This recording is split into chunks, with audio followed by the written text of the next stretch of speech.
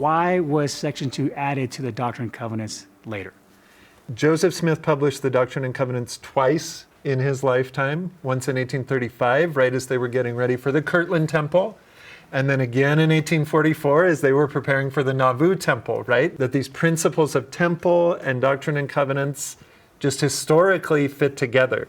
Of course, Joseph was killed before the Nauvoo Temple was completed. He never got to set foot in that building. Move forward in time, the saints moved to the west, and for years they were slowly working on the Salt Lake Temple. It took a lot of time. Brigham Young started to worry, am I going to die before a temple is finished again? And called the saints in St. George to build a temple there.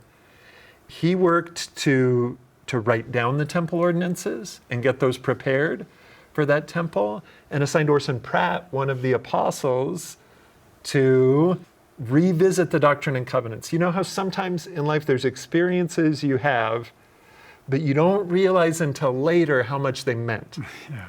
Well, Orson Pratt got to do that work of looking back and saying, what is it in Joseph Smith's history and his letters and other things that help us understand how we got here, how this whole gospel arch fits together. And he pulled out of Joseph Smith history this account of the promise that Elijah would return, this turning of the hearts and fathers to children.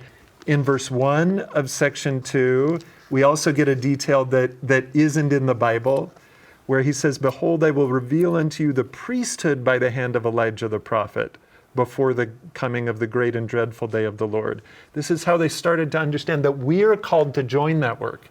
And priesthood power is the means by which we're linking generations. Orson Pratt at that time also added the dedicatory prayer for the Kirtland Temple, and what's now Doctrine and Covenants 110, where different heavenly messengers visited the Kirtland Temple to bring priesthood keys. So Moroni left the promise.